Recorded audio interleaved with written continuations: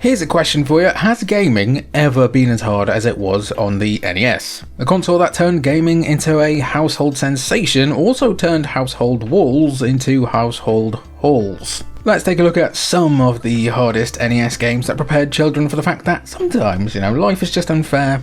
And then you die. We are avoiding Battletoads and Ghosts and Goblins though. We all know they're hard. Let's not put you through hearing about them again.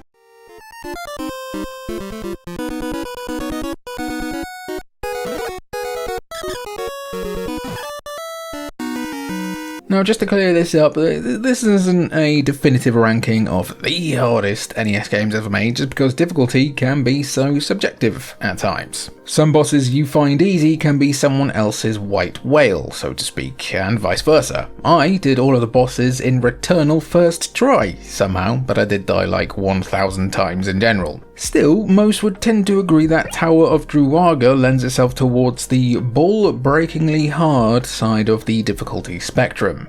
Developed by Namco in an attempt to create a fantasy version of Pac-Man, Tower of Druaga sees the knight Gilgamesh trying to navigate a tower of 60 floors in order to rescue the Maiden Key. At least it's not a princess like so many games of this era, but from the outline alone, Tower of Druaga doesn't sound all that difficult, does it? So, what makes this an infamous example of NES difficulty? Well, for starters, imagine playing Pac-Man where the ghost can travel through walls and launch projectiles at you. Sure, you have a sword and shield to defend yourself, but you'll need to be playing at the top of your game in order to get through some of these floors unscathed. Still, the real difficulty comes from the hidden objects you need to find on each floor, with all of them uncovered by completing a different specific task on every single one of the 60 floors. If that doesn't sound like it's difficult enough, you also need some of those items in order to actually beat the game. So, unless you're walking into Tower of Druaga with a full guide or walkthrough, chances are you're not making it out alive.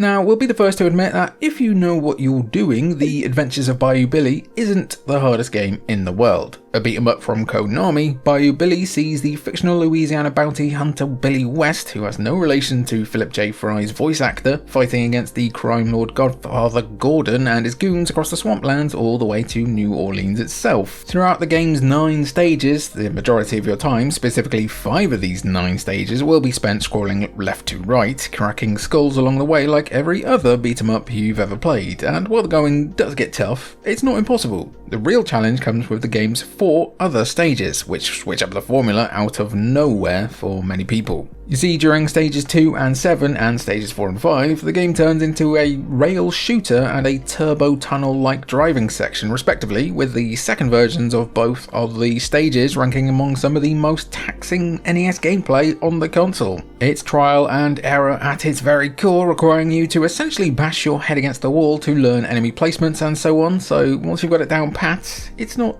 too hard. Still, there is a way to make it even easier that the game doesn't properly tell you. The main menu has a practice mode for each of the 3 gameplay types that, once completed, gives you a power-up that makes the game massively easier during the relevant section. These days, games would have a big neon flashing sign saying that's what you gotta do.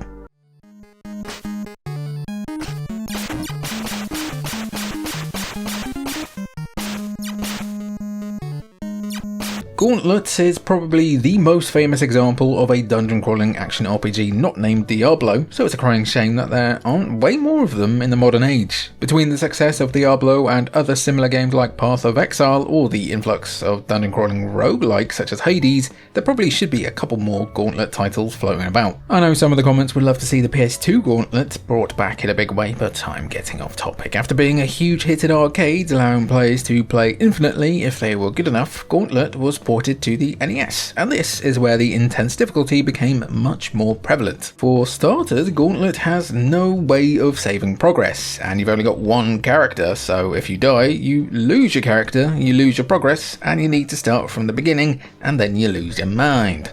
Anyone who has ever played other NES games will know that's par for the course, but when there's 100 levels to complete, losing your life near the end is devastating. However, the real difficulty in Gauntlet is that you're forced to explore and pay attention. And that's not easy. These scripts take me 3 hours to record because I wander off and eat a sandwich or build Lego or something. Throughout the 100 levels, there are treasure rooms to find that give you one of several characters of a password you'll need to open the vault located on level 100. It's an ARG.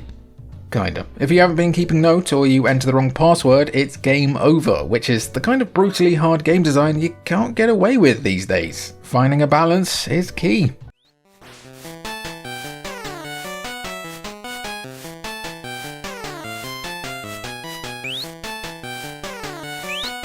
We've made the joke a few times about the games of this era really honing in on the save the princess trope as an outline, but there's also one that we've already seen in this video that we've noticed as well. The hero needs to go to the villain's lair, which just so happens to be a certain amount of equally sized rooms that get progressively harder away. Sometimes it's a tower, other times a castle of some kind, but at least Solomon's Key has the decency to do something a little bit different. A constellation space. Doesn't that sound a bit more fancy, at least? Or like a Radiohead B-side? It's the only bit of comfort you'll get when playing Solomon's Key though, because this is a game that feels like it was developed in a lab designed with one purpose in mind, to make you break your controller in rage. Players control a sorcerer called Dana as they try to navigate the 64 levels of constellation space, including the final confrontation and over a dozen bonus levels. Much like Druaga and Gauntlet, there's plenty of secrets to be found here that make progressing through the levels much easier for yourself, and you'll need it because these levels are brutal. Infinitely spawning enemies, level design that's bordering on the sadistic, and the age-old classic of retro gaming that is one-hit kills, make Solomon's Key one of the most notoriously difficult NES games of all time. Seriously, you should give this one a go, if only so the people around you can see the light fade from your eyes as you die again and again and again.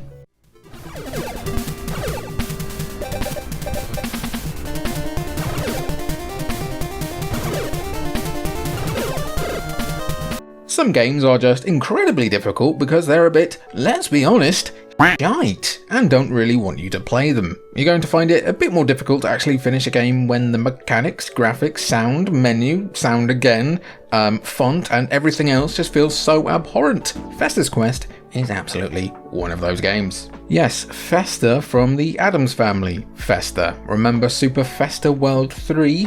Granted, this tie-in game managed to predate the classic film by about 2 years as it's based on the TV show from the 1960s. The game follows Festa as he deals with an alien invasion that's resulted in all of the townspeople getting beamed up like it's Plan 9 from outer space. It's up to the premier Gothic family's resident Baldy to save the town by, let's just see here, blasting all the aliens in the face. A top-down shoot-'em-up, Festus Questus sees Festa exploring the town and clearing out buildings to save the town, with the building exploration transforming into a 3D dungeon crawl. 5 of the buildings contain bosses, and you'll need to defeat all of them to obtain the puzzle pieces and clues to enter the mothership and complete the game. The problem though, as always, is infinitely respawning enemies that pop back in should the screen even slightly move away from them, along with power-ups that actually power down Festa. It was the only way to make it fair on the aliens, I guess? That's fun, but the big hurdle is the absolutely useless continue function. See, if you die here, you respawn at the start of the game, the bosses you've already killed don't respawn, and that means your items aren't replenished after beating them. Essentially, dying puts you at a huge disadvantage, so the only reliable method to beat the game is to do it in one run. Here's a secret. No.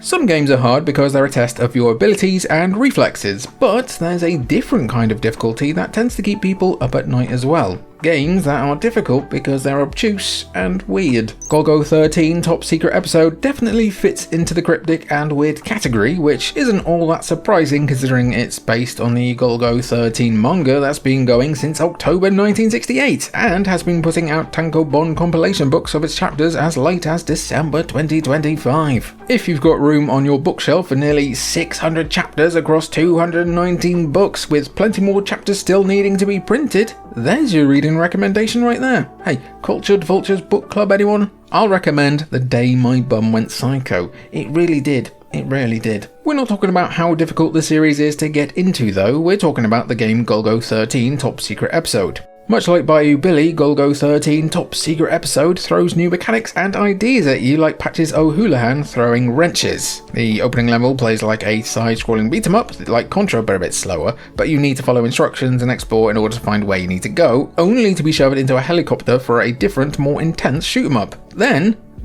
the game turns into Silent Scope kind of, complete with wind and other factors to consider as you line up your sniper shot, and then you're in a 3D first-person maze that you'll get lost in immediately. Throw in enemies that deal way too much damage, and it's likely you'll quit before the game ends. It's ambitious as hell though, so be sure to check this whipper out.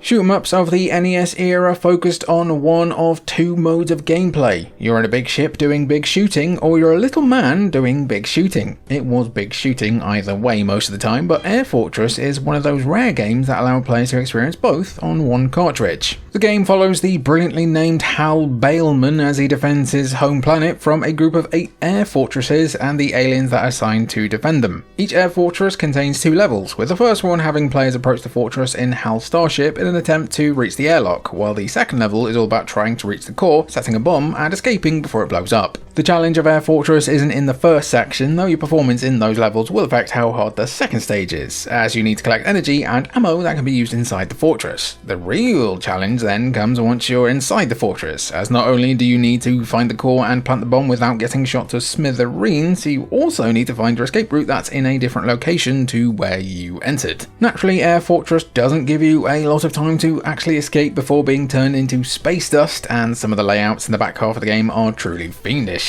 You want the added kicker? You have to play through it again on hard mode for the true ending. Best of luck, Pinball Wizard.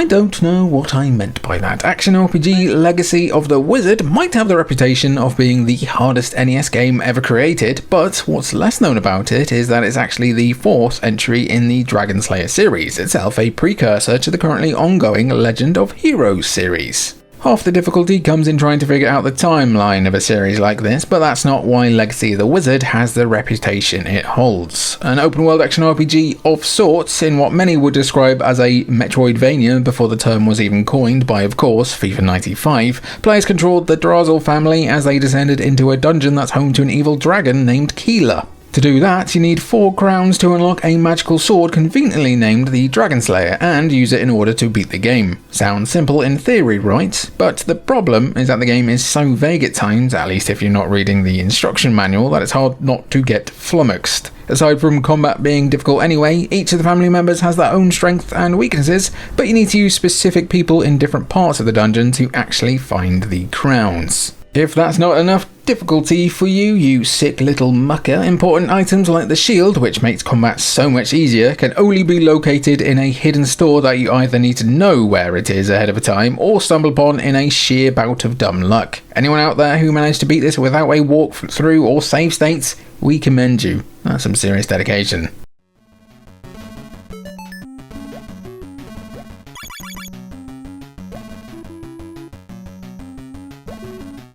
The Simpsons is no stranger to video games. Well, in the last 20 years they are. But back when the iconic Yellow family were just a series of shorts on the Tracy Ullman show, plans were in place to turn The Simpsons digital. Development was broached back in 1989 when Acclaim approached veteran developer Gary Kitchen about working on the game, though it'd be 2 years before the first ever game based on The Simpsons made its way to shop shelves. That game would turn out to be Bart vs. the Space Mutants, and most would rather that the game would unmake itself and go away, never to darken our doorsteps again. Not only is it a bit of a chore to play, it's bloody hard too. It's unfortunate because the game actually has a decent premise of what if Bart was the main character of They Live? El Barto himself gets a pair of specs that allow him to see an alien plot to take over Springfield, and in order to thwart it, he needs to collect a bunch of knickknacks or remove the colour purple from a level. Yeah, it's another one of those games that forces players into solutions that don't make any sense. Why does collecting every purple object in the first level unlock the boss fight? Doesn't matter, shut up and do it.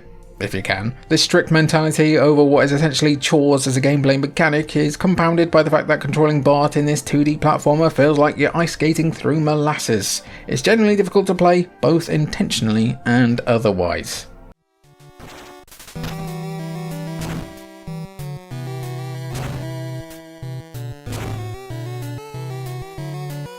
It's probably not a secret at this point that we're suckers for wrestling here, and whatever scripts we write need to have some sort of wrestling reference shoehorned in for good measure. Remember Jimmy Wang Yang? Allow us then to introduce you to the majesty that is Tecmo World Wrestling, regarded by many to be the best 8-bit wrestling game ever made. So, what exactly about this generally beloved game is so difficult? Well, first of all, in between each fight in the game's single-player ladder is punctuated by a training minigame that allows you to become stronger and hit harder. In order to pass those games though, you need to mash the buttons on the controller like they owe you money and you're being paid by the press. That's not too bad on its own, but if you lose a match, you lose some of your training progress, and you'll need to be max level if you want to have any hope of beating the final boss, a wrestler able to use all the techniques of the entire roster. He's like, Logan Paul, but much more likable. It is a huge difficulty spike right at the final hurdle, and one that likely stopped most people from ever reaching a happy ending, like LA Knight whenever he climbs to the top rope. Outro gang, my little hard nuts. Are there other NES games that you found really hard growing up? Be sure to let me know them down below. And if you want to help us keep doing what we do, you can become a member and get early access to our videos for just £1 or a freedom buck per month. I've been Jimmy for Cultured Vultures. It's been good to have you, and I'll catch you when I catch you.